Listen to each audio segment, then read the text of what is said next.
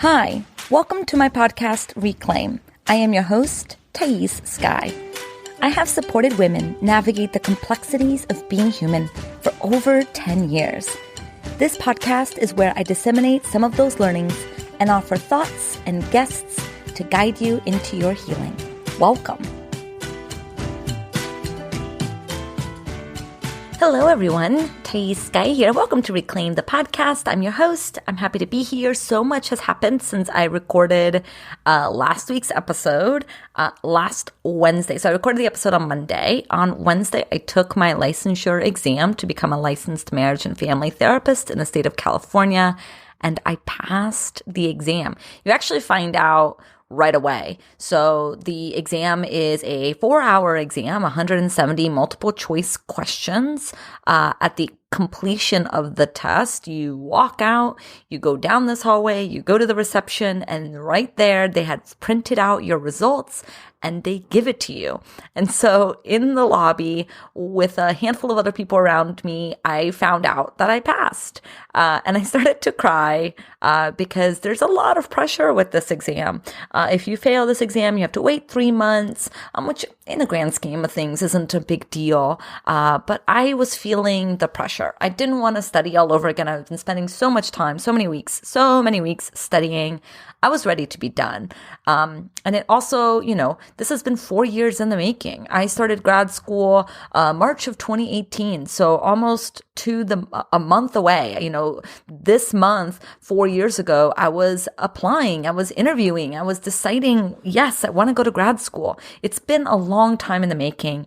3,000 supervised hours, a lot of time studying has gone into this test. And so it was a really big deal that I passed. And I passed.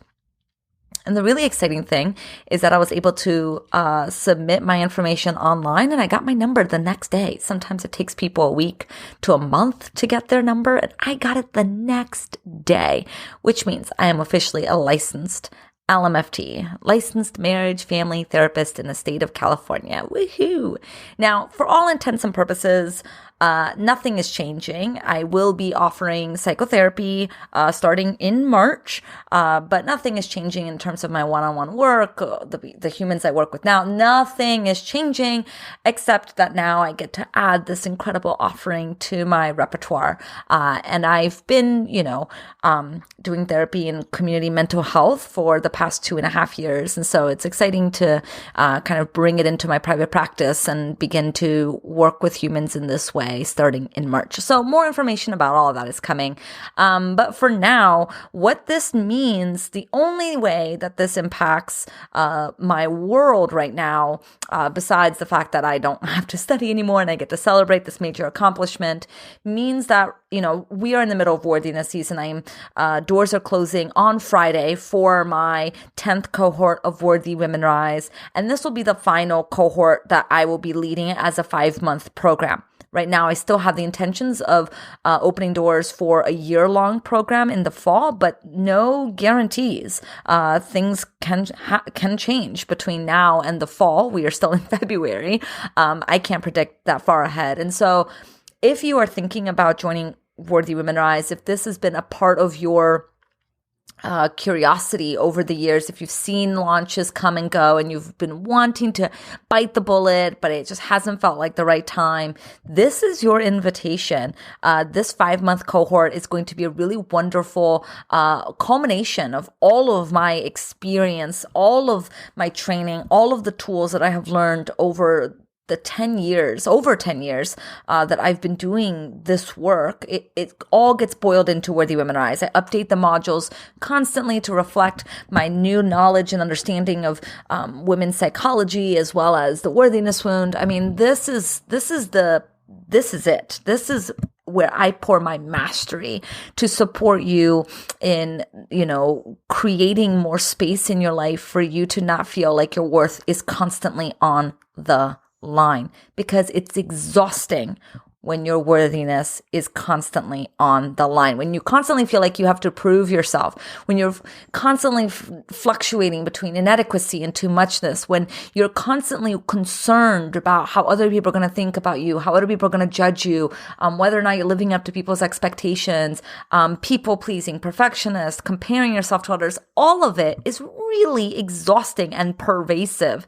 And I've developed a program that guides you step by step into how to begin to untangle from this very stubborn way of orienting ourselves in the world so that we can, et cetera, right? So that we can insert whatever it is that you want here, so that you can cultivate more intimate relationships, more meaningful relationships, so that you can advance in your career, make more money without feeling insignificant or unworthy of it, right?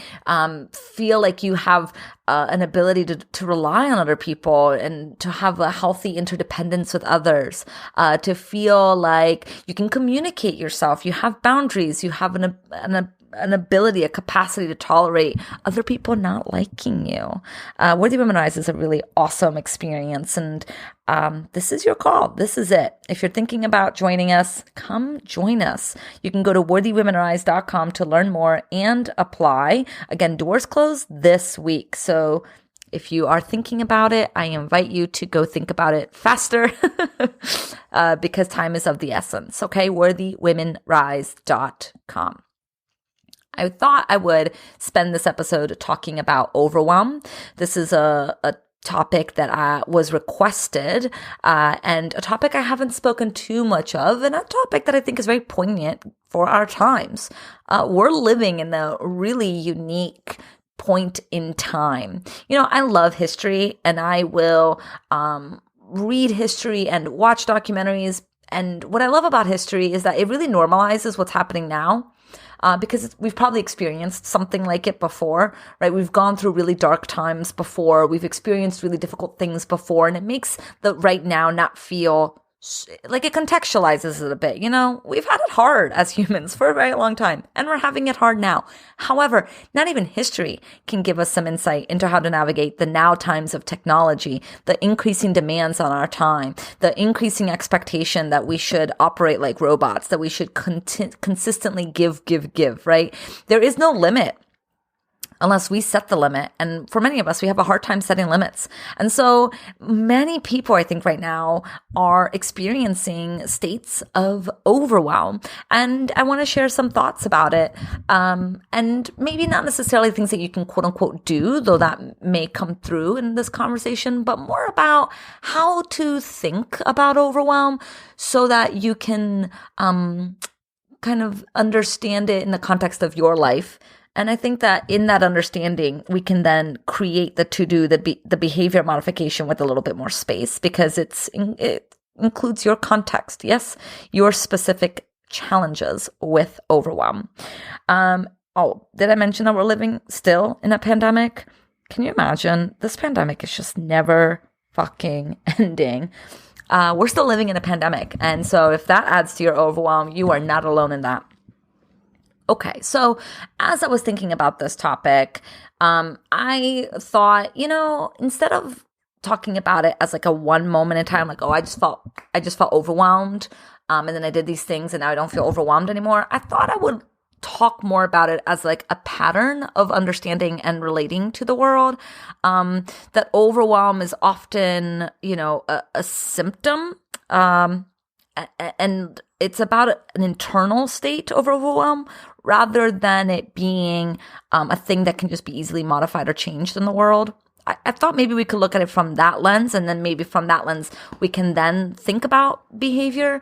But I like seeing it more as a pattern, because then we can start to think more about it as a way in which we're understanding the world rather than just a moment in time where I felt overwhelmed and I did this thing and then I was happy. Yes? Okay. And so one way that like I thought about overwhelm is, I think that there's a porous quality to overwhelm where it feels like we can't keep out the impending demand, the perpetual demand on our time and resources, right? There's a porousness to it where we're yes, living in the world where there's a lot being put on us, but then we're taking it on and feeling an intense pressure to have to keep up, that we have to keep working hard. We have to keep showing up. We have to keep doing it all the same. And so what I think is important, if we think about overwhelm in some ways as a way in which we are porous or unable to kind of stop the external world from dictating so much of our internal experience, is that then this becomes, in some ways, a conversation about boundaries. In some ways, it opens up an opportunity for us to interrogate, where are we having a hard time saying no? Where are we having a hard time setting more reasonable expectations, or expectations that are less than the expectations that are being placed now? And where are we thinking that we have to do it all and that we have to do it perfectly? Whenever I start to notice myself feeling overwhelmed, it's because there's an expectation of how things should be that are not matching how things are, that I should be able to meet the demands of the world without it coming at any type of internal cost. And I actually think that that's a naive way at looking at our psychic reality, which is that everything comes at a cost. And that's good news. I guess I mean to say that everything has consequences. Everything has an impact. So if we're kind of taking it on, all of it on, then of course we're going to feel overwhelmed. Makes sense? There's a psychic cost that comes with perpetually believing that we have to do it all and we have to do it perfectly and it has to look a certain way and it has to be, we have to make everyone happy. So there's something about overwhelm that may be helpful to think about it as a way of exerting too much control on things that cannot be controlled and feeling like it all has to be within the realm of control. That if only you could do things better, faster, harder, etc., then you wouldn't feel overwhelmed. And so sometimes I think we relate to overwhelm as a challenge. When we're feeling overwhelmed, it's because that we're inadequate, right? Talking about the worthiness wound. Like if we're overwhelmed, it means that we're doing something bad or wrong. This is something that you have to prevent. This is something that needs to be changed. This is a sign that we're doing it wrong. But that's not what I'm suggesting here.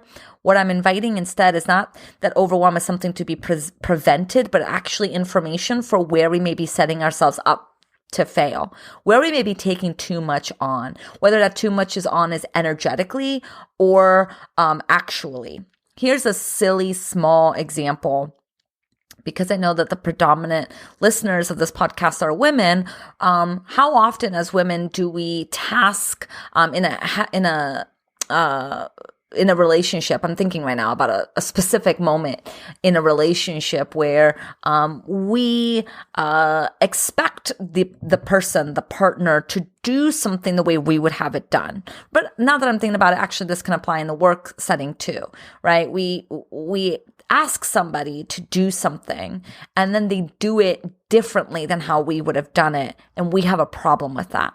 So even though we're outsourcing, quote unquote, we're still energetically very much connected to how the thing is being done. That is an example of how overwhelm may be a way in which we're taking stuff on that we don't have to take on. We don't have to take on how that thing is done as long as it's done and done on time, et cetera, and letting go of the ways in which it may not be done according to our standard. So I think, part of this conversation is really grappling with control and grappling with how much we feel like we have to exert control, we have to be in control in order to manage an internal anxiety. And so when I started doing the research and thinking about this topic, I started to get confused in my mind between what is the difference between overwhelm and anxiety, because in some ways they do feel different. But then when I start to really pay attention to the internal experience, it actually starts to feel a lot more similar than different, where I wonder if overwhelm is a way in which we're kind of not able to block off, not able to deny an underlying anxiety that is really being stirred up, right? That there's something being stirred up and we don't know how to control it or push it down. And so it may manifest as overwhelm. That's possible, one theory. But if we are to go kind of more deeply into this idea of anxiety, now things start to feel a little bit more interesting because there are people who have come before us who have attempted to really name and understand what is anxiety? Like, what is this anxiety? There's this idea written by a psychoanalyst, Kierkegaard, I probably butchered that, where he considers the anxiety, the affect at the core of our being. So there's some possibilities that anxiety is the core emotion in our being. What? Could that be true? What would that even mean? Freud distinguished between two different types of anxiety. He talked about realistic anxiety, which is like a fear of an actual danger, and versus what he called a neurotic anxiety, which stems from internal psychic conflicts. That's an interesting way to look at it. Then we have this idea that anxiety may be a way in which we're attempting to make sense of a deep sense of helplessness. That maybe anxiety is a way in which we're able to disconnect from a deeper internal state of helplessness. Now, this is interesting because then it makes sense why so much of anxiety is connected with this idea of control. This is directly comes out of Freud's book, Inhibition, Symptom, and Anxiety, where he explains that at the heart of all anxiety is the infant's helplessness and its fear of being overwhelmed by her surrounding environment. And that is really interesting because as adults, I think we usually experience anxiety as having no target at all. So it's interesting to think that maybe perhaps our own feelings are attacking us from deep inside, right? Because the state of helplessness became unconscious. And so now it's attacking us in a way that we can't even articulate. Another theory, another way of looking at it.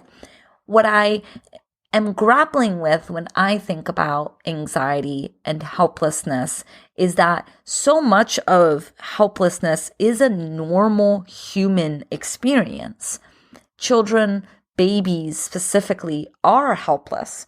So I think sometimes we try to alleviate this feeling of helplessness by making the argument that actually we're not helpless, or we're not victims, or we're stronger than we think we are. We're stronger, we're more capable, we are not victims, we're empowered to. And while to a certain degree, sure, yes, I want to make sure that we're not too quickly glazing over how important it is for us to acknowledge, right, to grapple, to be with the fact that actually there are many facets of our lives now where we are helpless, and there were many facets of our lives as young, as children, where we were helpless, and that those feelings could have been really overwhelming. But then, as we are continually kind of experience a caregiver who allows us to, this anxiety, this type of helplessness is just it's important. A certain amount of anxiety is life affirming or life giving. It's important.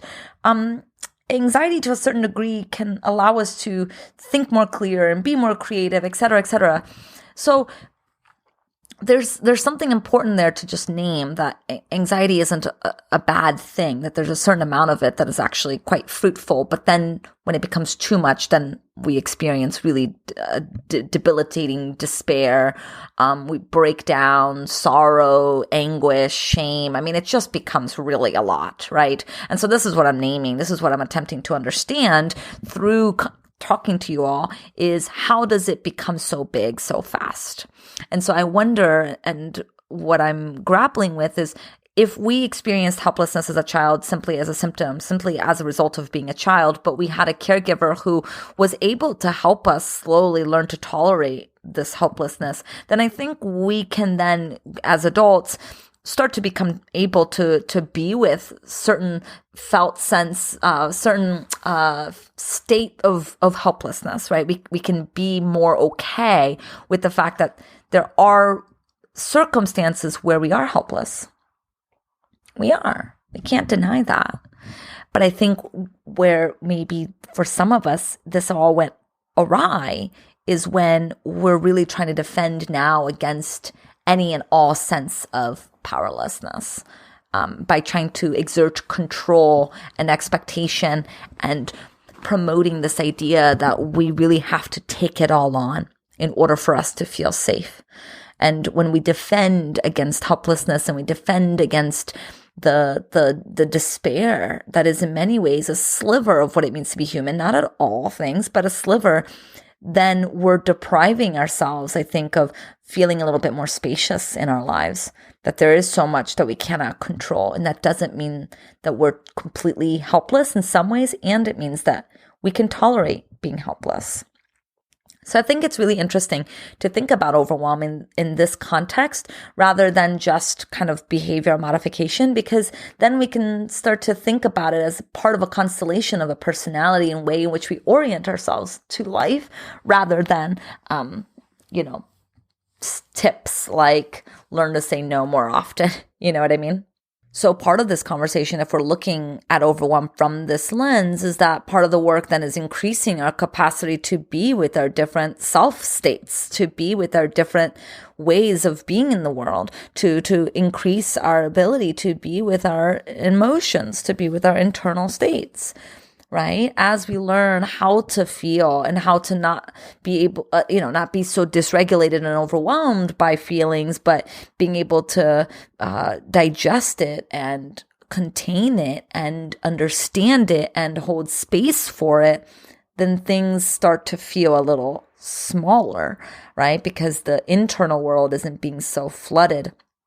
The beautiful thing about learning how to be with our emotions, learning how to name them and recognize them and bring language and meaning to our internal world and our emotions, is that we then kind of start to develop a different way of relating to boundaries and upholding boundaries, and we relate to expectations differently, and we relate to self-care differently, because we now have a way of discerning what is mine versus what is not mine.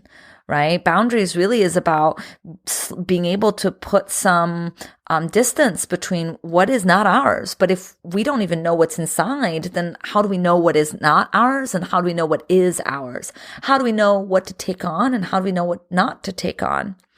And so as we slowly begin to build an internal landscape where we're able to name our feelings, we're able to make sense of it, when we're able to understand how our feelings may be connected to our past and our present, then the overwhelm, I don't know, it just, I think, happens less often.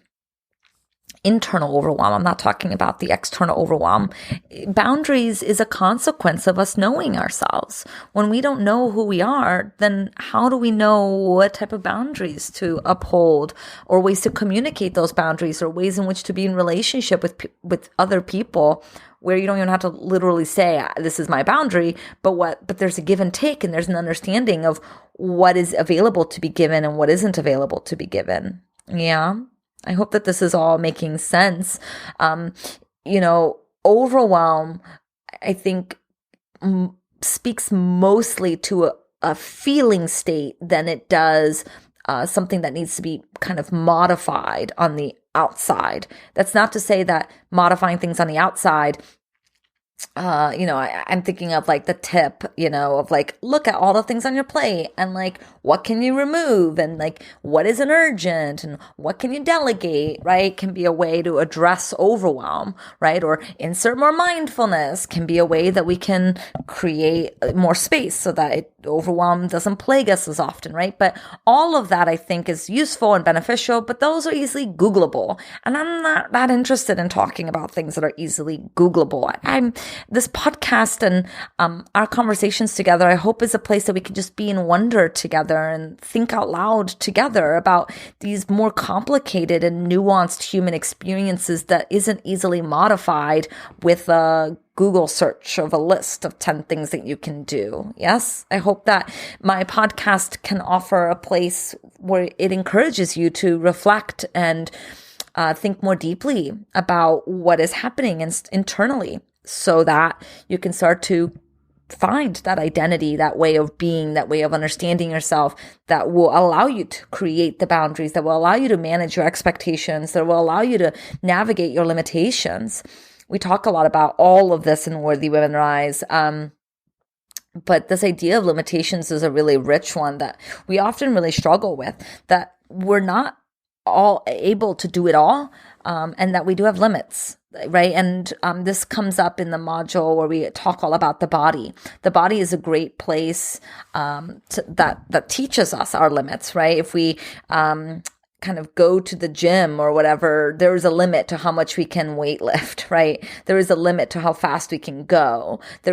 Our body is a manifestation of our limits. And so learning how to live with our body is a way that we're learning how to grapple with limitations. Now, the limits of the body is one thing, but the limits of the internal psychic state is another, because that's harder to wrap our minds around, right? It's harder to kind of know what our limits are when we're talking about overwhelm, anxiety. But if you're experiencing a lot of overwhelm and a lot of anxiety in your life, there are probably limits that are not being respected. And additionally, there's probably a lack of support, because overwhelm and anxiety is a liar that's telling you have to do it all on your own. You have to figure it all out, and it has to be done perfectly. And when we can start to play with the relational way of leaning on people and playing with dependence and playing with relying and interdependence and this idea of being in it with other people, then it feels like we're building up the structures of safety that maybe we didn't feel like we got on some level as a baby or as a child, for why, this state of helplessness has to be constantly defended against. Getting support and finding ways to be in relationship with other people and learn how to manage your limitations. These are all really important things when we're talking about overwhelm. Knowing that also, it's not about eradicating or preventing overwhelm, but really about learning how it is offering something really useful. And as we start to see our internal worlds as constantly feeding us useful information, and then having someone else's mind that can help us think about these things start to really change in a really, really exciting way. Okay, so I hope that this was useful for you in thinking about overwhelm. I look forward to hearing from you. You can talk to me over on Instagram at I am Thaís Sky. And yeah, I look forward to hearing your thoughts, and come join me in Worthy Women Rise, worthywomenrise.com. See you next week.